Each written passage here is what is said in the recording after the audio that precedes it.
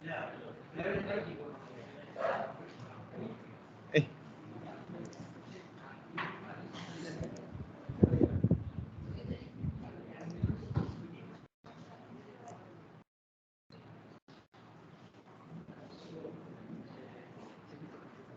Apa? Bayar dulu buku.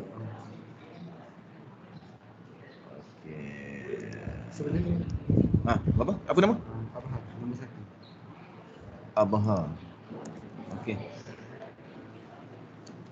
Okey, masih.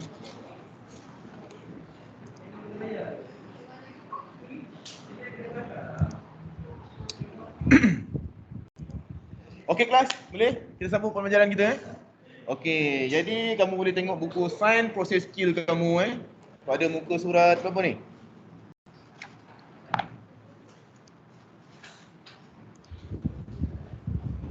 Okey, inilah.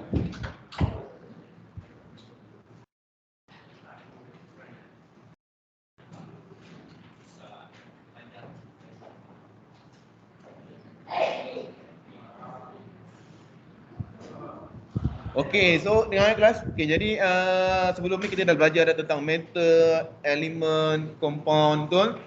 And then tajuk seterusnya kita akan masuk kepada apa ni?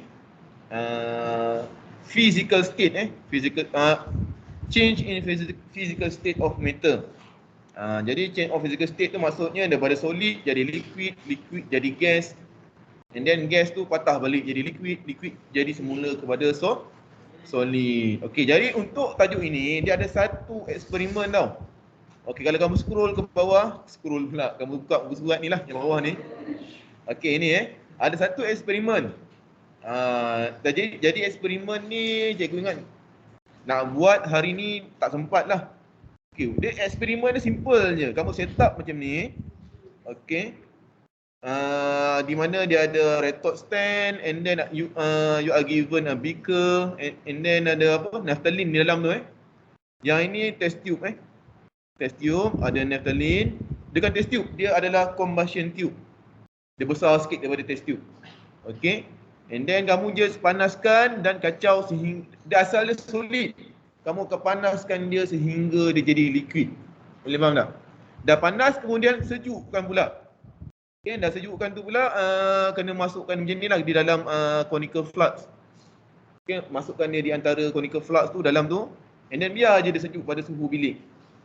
Okay Jadi eksperimen ni simple je, tapi dia sebenarnya dia makan masa. Nak tunggu naphthalene tu cair lama. Okay, rasanya satu masa kita punya satu kelas tu habis buat eksperimen je.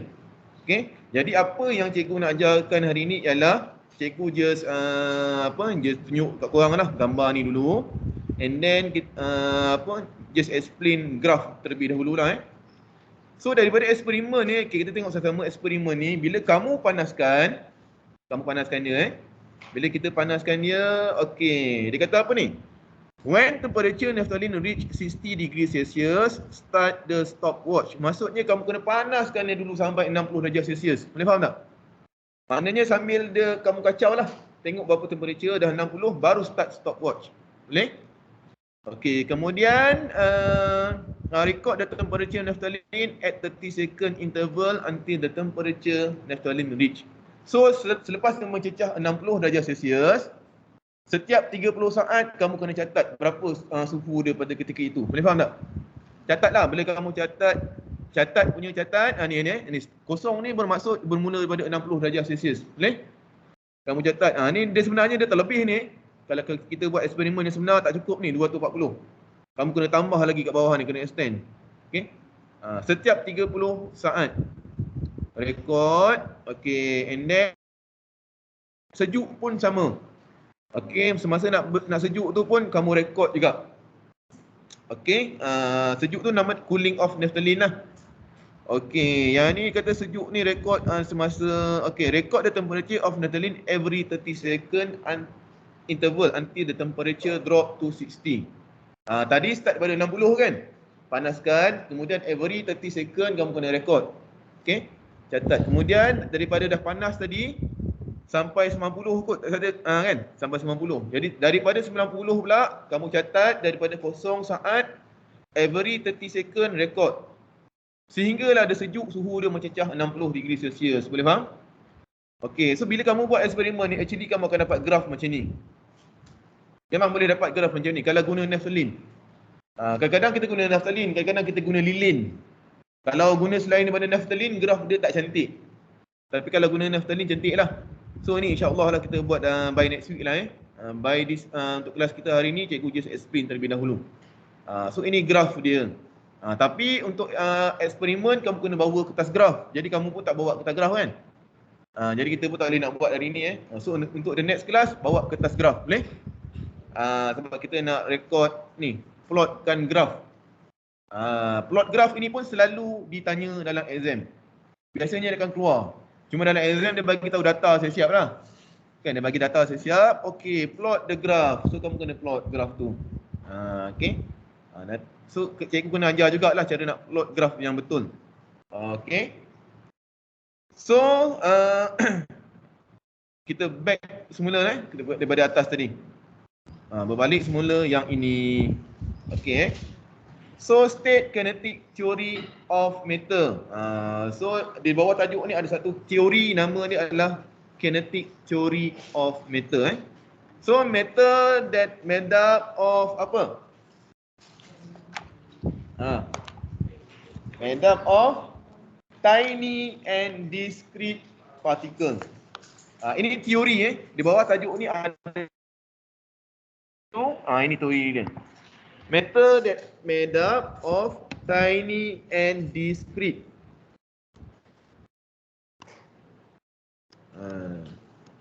Tiny and discrete. Apa maksud discrete? Discrete in constantly moving. Tiny and discrete lah, maksudnya dia halus dan kita tak boleh nampak dengan mata kasar. Okay, discrete. Okay. Alright, how does the matter exist? Okay, matter exists in 3 different state. So bila sebut saja how matter exists, dia ada 3 bentuk. Apa dia? Solid, liquid and gas. Okay.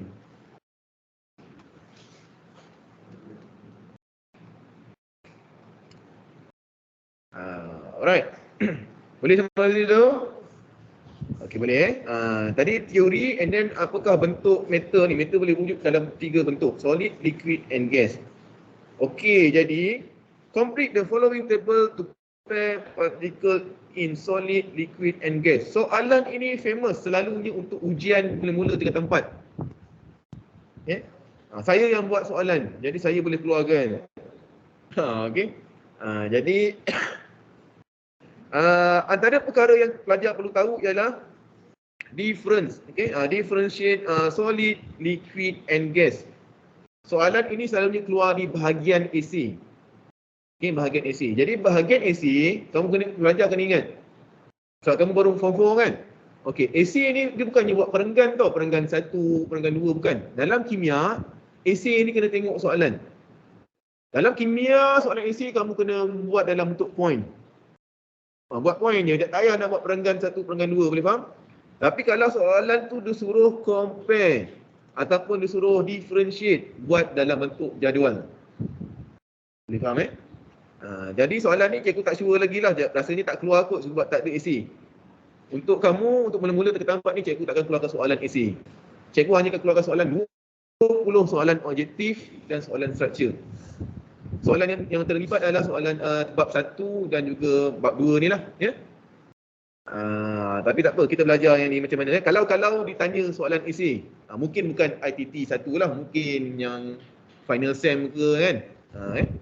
So kalau ditanya, poin yang pertama adalah kamu mesti tahu cara nak draw solid. Ada siapa kat sini yang tak tahu nak draw particle of solid? Siapa tahu? Siapa volunteer nak lukis kat depan? Tak ada. Kalau tak ada, cikgu nak panggil seorang. Cikgu nak panggil abang ni, mas yang mana kelabu ni. Kamu. Nama apa, bang? Entahlah. Ashraf. Okey. Ingat entahlah. Okey, sini Ashraf. Ke depan, lukis. Cikgu nak tengok macam mana kamu lukis structure of particle solid. Alah, yang bulat-bulat tu, lukis macam mana? Sini. Sini, kat sebelah cikgu. Kau lukis dalam ni. Lukis. Ya.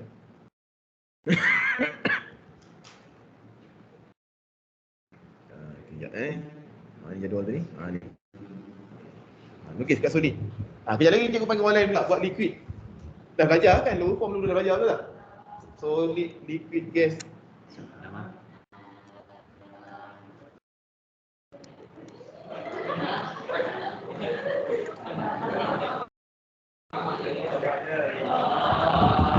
Nampak?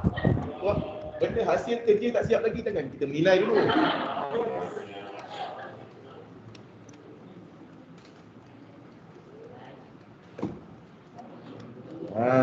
Okey, nampak tu? Rajin dia buat halus-halus. Kalau cikgu buat bulat tu besar-besar, cepat habis. Okey. Tu ketua juga tengok nak bagi tahu. Bulatan partikel tu kalau nak cepat, nak senang, buat besar-besar sikit. Main tipu. Rajin dia. Okey. Thank you. Okey, seterusnya cikgu nak panggil pelajar perempuan. Ada siapa volunteer nak lukis partikel liquid? Ada? Lat. Okey, cikgu nak panggil ni. Kakak yang belakang sekali sana. Tu, tepi pagar. Kamu yang pandang cikgu tu. Okey. Boleh tak lukis liquid punya structure? Kalau tak tahu boleh tengok buku teks. Tengok buku teks ada tak? Okey. Last sekali gas. Gas ni kalau tak erti nak lukis tak tahu lah nak cakap. Dekat liquid tu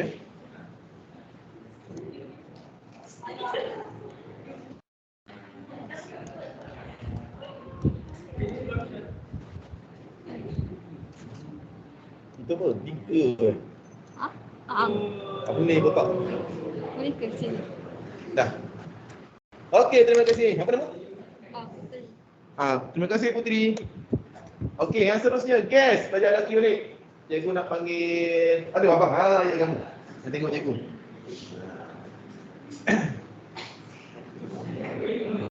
Ya ini. Mesti cantiklah lukisannya.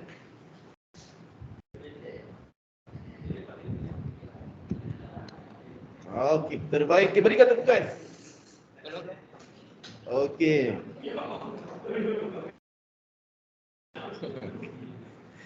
Alright, jom kita tengok sama-sama. Macam mana cara nak lukis solid yang sebenar? Okey, so kalau soalan suruh lukis solid, jangan lukis macam tu. Okey, jadi nak lukis macam mana lukisannya begini. Okey. Untuk lukis ni.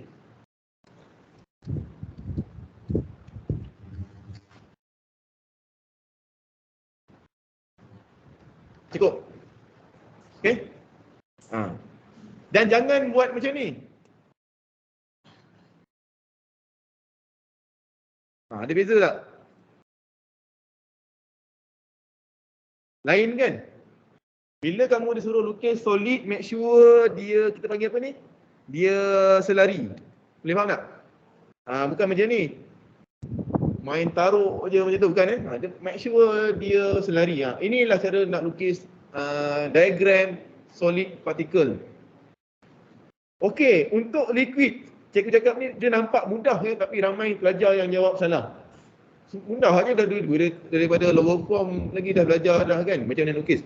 Kalau liquid ni dia slide tau. Dia punya particle ni dia sliding to each other.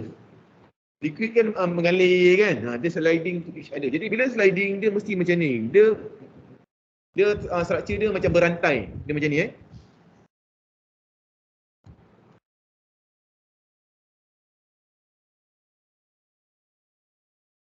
dia lebih kurang macam tu lah. Dia berantai. Nampaklah macam ada layer atas, ada layer bawah. Okey. Ini kalau liquid. Kalau gas, ada tadi kawan kamu buat macam ni kan? Okey, boleh lah. Betul. Boleh terima. Okey. Lagi tepat dia macam ni. Dia ada yang bersentuhan satu sama.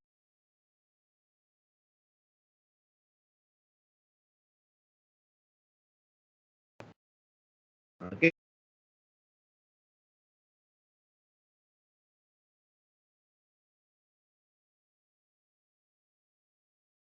Yang bersentuhan sebab apa? So kalau jumpa soalan ni selalu ditanya. Kalau kamu belum ada soalan topikal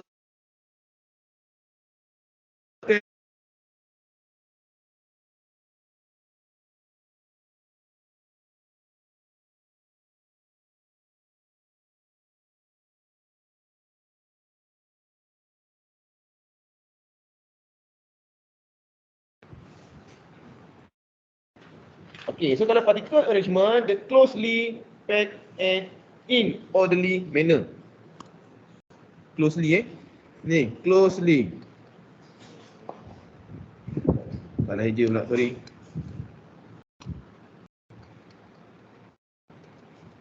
Packed in orderly manner. Particle arrangement. Yang pertama kena lukis, yang kedua tahu cara nak terang particle arrangement dia macam mana. So kalau liquid apa? Liquid pun sama juga, ada closely packed but not in orderly manner. Maksudnya partikel dia masih lagi rapat satu sama lain. Tapi kali ini dia tidak tersusun. Itu kalau liquid. Okay. Kalau solid, dia closely packed in orderly manner. Orderly manner yang cikgu ajar tadi lah, dia mesti tersusun, cantik je. Boleh nampak tak? Okay, so kalau gas apa? Okay. Widely separated from each other. Dia widely separated from each other. Okay. Okay, next. Particle movement. Okay, tadi lukisan, diagram. Yang kedua, arrangement. Yang ketiga, dia punya movement dia macam mana? Kalau solid, dia vibrate. Vibrate and rotate at their fixed position. So ni cikgu padam yang melukis tadi tu. Terima kasih. Okey, cikgu padam. Jadi kalau solid dia macam ni. Kan? Ni solid lah. Okey. Walaupun dia sebenarnya dia punya partikel tu dia vibrate. Dia vibrate dan dia juga rotate. Tetapi di position dia yang sama. Nampak sebenarnya dia vibrate and rotate. Nampak macam tak bergerak tapi sebenarnya dia moving. Cuma dia dekat fixed position. Okey, kalau liquid macam mana? Particles can vibrate. Dia macam solid juga. Dia vibrate. Dia juga rotate. And move throughout the liquid. Okay. Dia tambah sikit daripada solid. Dia move, dia bergerak. Kan? Tapi kalau solid tadi, dia hanya at fixed position. Nampak? Itu beza liquid and solid. Okay, kalau gas macam mana? Particles can sama juga vibrate, rotate and move freely. Okay. So nampak tak keyword dia apa? Keyword dia kalau nak cerita pasal movement mesti kena ada perkataan ini. Vibrate, rotate. Vibrate, rotate. Vibrate, rotate. Nampak tak? Maksudnya setiap partikel tu dia akan vibrate and rotate. Bezanya ialah dia punya penerangan dia tu. Kalau solid, fixed position. Kalau liquid, dia move throughout the liquid. And kalau gas, move freely. Boleh? Dan yang seterusnya adalah attractive force. Apa maksud attractive force? Force yang yang menggabungkan setiap partikel tadi tu. Okay.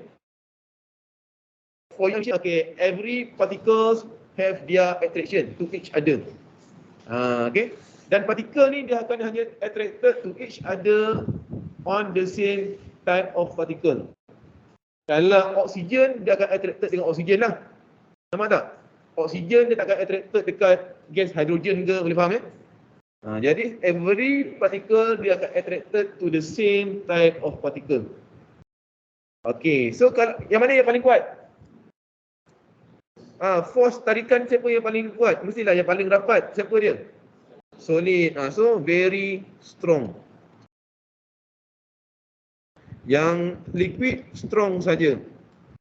Dan gas weak ataupun very weak lah ataupun very weak. Okay. Energy content of the particle. Energy content. Okay, energy dekat sini apa dia? Energy dekat sini ialah kinetic energy. Apa maksud kinetic energy? Siapa tahu? Dia melibatkan motion, pergerakan. Okay, kinetic energy ni yang melibatkan pergerakan. Siapa yang bergerak paling bebas sekali kat dalam tu? Okay, maksudnya kinetic energy dia energy dia adalah very high. Kalau liquid moderate. Kalau solid very low, betul. Very weak pula. Okay, very low. Okay. So this is a difference between solid, liquid and particles. Okay. Soalan ini selalunya ditanya di dalam essay. Tapi mungkin cikgu boleh keluarkan juga soalan ini di dalam soalan structure. Kan, cikgu boleh je tanya. Okay, state the particle movement of solid. Okay, jadi kamu boleh jawab lah. Okay. Vibrate, rotate at their fixed position. Boleh faham Okay. Seterusnya, di bawah tajuk ini kita akan belajar melting point and boiling point. Okey, dekat mana melting point dan di manakah boiling point? Melting point ni apa dalam bahasa Melayu? Takat lebur kan? Boiling point? Takat didih. Okey, kalau melting point ni apa tukar kepada apa? Solid kepada gas ke apa? Solid to liquid. L je lah. Kalau boiling? Liquid kepada gas. Liquid kepada gas. Okey. Jadi sebelum cikgu terangkan lebih lanjut, yang ini kita tengok kepada contoh graf dia. Contoh graf. Mana tadi yang ada contoh gambar rajah? Okey, yang ini. Okey. Melting. Dia ada melting, dia ada apa tadi satu lagi? Boiling kan? Okey, tengok betul-betul Kalau kamu nampak gambar rajah macam ni, dengar betul-betul. Kamu nampak gambar rajah macam ni, bahagian yang cerun tu mula-mula sekali ini dia mesti solid. Nampak? Solid. Okey, kalau yang bahagian yang mendata tu dia adalah apa? Solid campur dengan liquid. Nampak tak? Kemudian solid bertukar jadi apa? Liquid dulu. Solid bertukar jadi liquid. Katalah ada sambungan, cikgu buat yang baru ada sambungan. Okey, yang ni apa? Sambungan dia. Liquid campur gas. Dan yang seterusnya bila dah liquid campur dengan gas, baru dia akan totally become gas. Nampak tak? Ini proses heating proses heating. Okay, so most of substance when heated, okay, it will change the physical state from solid to liquid, liquid to the gas. Okay, tapi ada juga substance yang tidak boleh bertukar jadi gas. Contohnya metal. Kan, cikgu ada logam magnesium. Kamu panaskanlah macam mana pun metal ni dia takkan jadi gas. Dia akan melebur sahaja. Boleh nampak tak? Jadi dia bukan untuk semua lah. Tapi most of metal dia ada 3 physical state ni. Boleh faham ya? Okay. So dah nampak dia punya graf dia macam mana? Okay, ni graf dia. Jadi barulah kita tengok balik yang kamu punya penerangan dekat atas tadi. Okay. Okay, define melting point lah. Tertinggal pula. Okay. Nak tunjuk melting point. Okey. Melting point yang mana? Melting point ini garisan putus-putus ni. Ini melting point. Bila kamu buat graf, dengar betul-betul Bila kamu buat graf, Wajib kena buat garisan putus-putus macam ni. Tarik ke tepi. Okey, kalau kamu nak labelkan melting point, dekat mana nak label agak-agak? Atas garisan ini ke? Dekat mana nak labelkan? Okey, kalau kamu nak labelkan melting point ataupun boiling point, tulis di sebelah kiri ni dekat X tu. Melting point. Sebab apa? Sebab ada pelajar kadang-kadang dia tulis dekat atas line tu. Ni dia tulis atas ni. Contohnya macam ni. Boiling point. Kan? Salah bukan macam ni. Yang betul ialah ni salah, yang betul adalah buat dekat tepi ni. Boiling point. Tulislah huruf betul. Buat macam tu. Okey. Yang bawah ni pun sama. Melting point. Buat anak panah, tunjuk dekat situ. Nampak tak? Inilah cara label yang betul. Okey. Kemudian dekat setiap melting point ataupun boiling point kena buat garisan putus-putus dekat paksi Y. Okey. Tarik buat garisan putus-putus. Jadi soalan ini dia boleh suruh sketch, dia boleh suruh plot graf. Sketch tu macam ni lah. Sketch bermaksud tak perlu buat atas graf paper. Boleh faham? Kalau soalan tu kata plot the graph, kena buat atas graf paper. Okey, satu lagi. Apa lagi benda yang wajib di dalam graf? Bila kamu buat graf, ada apa ni? Labelkan siapa dia Y, siapa dia X. Okey? So kalau nak labelkan kena ada nama dia iaitu temperature berserta dengan unit. Boleh faham soalan ini biasanya 3 markah. Biasanya 3 markah ataupun 2 markah lah. Okey. Kalau kamu labelkan yang ni kan 1, 2, ini dapat 1 markah. Kalau curve kamu betul dapat 1 markah. Kalau ada label dapat 1 lagi markah. Nampak tak? Jadi dia boleh jadi soalan, tak ada masalah. Okey. Okey, jadi cikgu dah labelkan boiling point and melting point. Buka balik muka surat dekat atas tadi. Okey, so apa the melting point? Okey, wajib kena tahu definition of melting point and boiling point. Melting point ialah apa tu? The constant temperature at which solid change to become liquid. Solid changes to become liquid is called the melting point.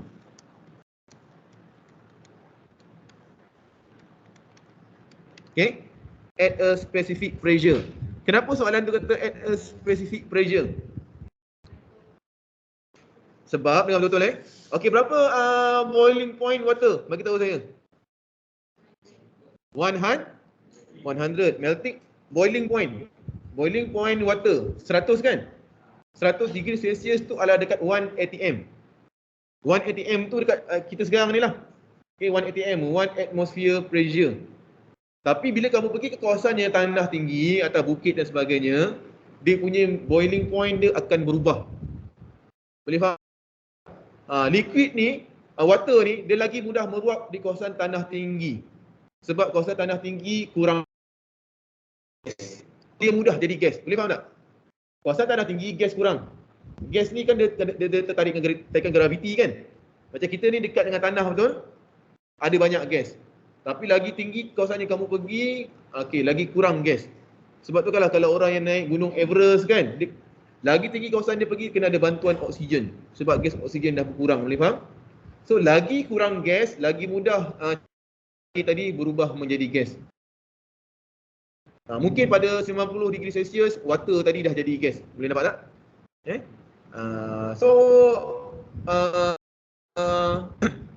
Katalah kamu pergi camping, kamu menaik gunung apa? Gunung kamu pun nak jerang air pula, sorry. Kamu nak masak nasi. Okey, kamu pun ukur kan ada setengah orang ajar ukur jari kan. Tapi kalau kamu ikut cara yang biasa, nasi tu tak masak. Kamu kena lebihkan air dia. Boleh faham tak? Sebab air dia mudah meruap di kawasan tanah tinggi, nampak? Katalah kamu masak air kan, masak nasi standard lah, dia punya air dia tu, level air dia sama kan. Memang nasi tu tak masak. Okey, kamu kena lebihkan dia punya air. Okey. So melting point ni dia depends pressure. Okey. Itu dia kata specific pressure. Okay, for the same substance, melting equal to freezing point. For example, pure ice melt and freeze at zero. Okay, nanti sama. Okay, berapakah melting point for water? Melting point for water. Okay, berapakah freezing point for water? Okay, freezing point water sama dengan 0 degree Celsius kan? Bermaksud dia punya melting point pun sama. 0 degree Celsius. Bermaksud bermula daripada 1 degree Celsius, okay, sampai 100 degree Celsius, water tadi akan berubah menjadi liquid. Boleh faham tak? Kan? Kita jumpa water tu liquid kan? Tapi sampai bila dia jadi liquid? Atas daripada 0 degree Celsius. Nampak? So kalau kamu letak dalam peti ais, dia beku jadi ais, bermaksudnya dalam peti ais tu adalah below than 0 degree Celsius. Dia nampak tak? Okay? So melting point and freezing point adalah sama. Okay? Alright. Kalau boiling point sama dengan apa? Kita panggil apa? Boiling. Kalau patah balik jadi apa? Okay. Kita tengok lagi. Okay. So define boiling point. Apa ni? Changes to become, okay, which a liquid completely changes to become a gas at a specific pressure. Okay. So dia bagi contoh dekat sini. Kalau pure water dia akan boil at 1 degree Celsius. Okay, kalau melting point dia sama dengan condensation lah. Condense ni bermaksud gas bertukar menjadi liquid. Okay. Okay. Ni apa ni? The constant temperature at which changes to solid. Okay. Liquid ni liquid changes to solid is called freezing point.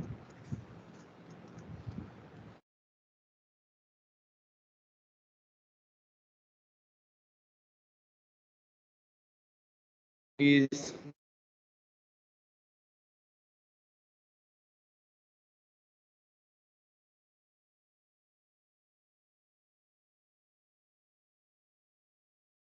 freezing point. Okay. Sampai yang sini, okay. So tugasan cikgu ialah kamu cubalah lengkapkan dahulu, okay, yang nota ni sampai muka surat 9 ni. Jadual baru ni confuse, dia tak apa? Dia tak habis sampai 11.30 ke kan? Ni dah apa 11 suku kan? Hari Jumaat dia cepat sikit. Okay. Habis dah kan tunggu pula cikgu kamu tu. Okay. Alright class, so cikgu nak pesan on the next class, please bring your graph paper, okay? And then baru kita sambung kita punya lesson yang ni lah. Okay, so itu saja.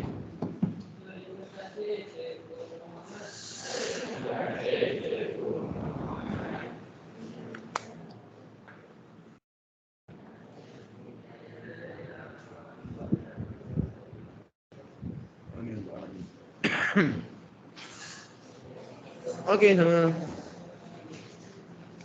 bayar ke? Berapa orang dah bayar? Kamu dah tulis nama kan? Okay, terima kasih. Boleh? Okay.